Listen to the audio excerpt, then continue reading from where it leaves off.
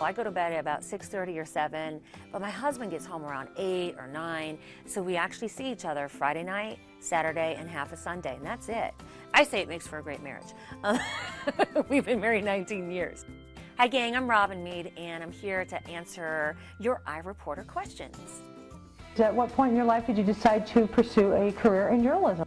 When I was a senior in high school, I remember taking an assessment test, and mine came back as you're great at reading retention, creative writing. It said write down what field you'd like to go into. And there was no multiple choice. I'm like, what? Huh? I don't know. And I looked over at my little friend's paper, and she had similar results, and she had written down broadcast news journalist. And I went, that's a brilliant idea.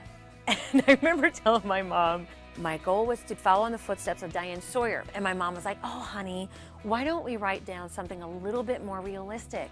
Could you talk about a time where you just felt really discouraged and wanted to quit at pursuing a goal or a dream?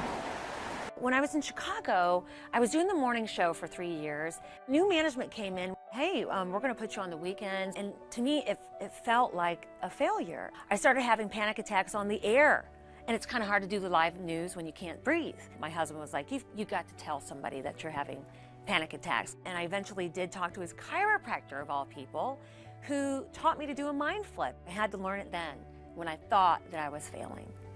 As an anchor, what has been the most difficult story to report and why?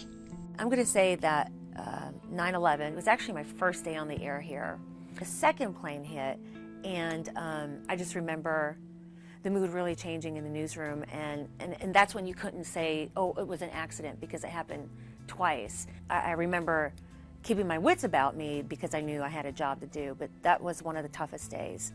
If you didn't become a TV news personality, what everyday occupation would you have preferred and why?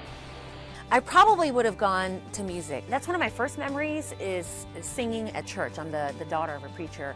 So I remember coming to my dad and saying, I learned this hymn. And to me, I thought that everybody could sing.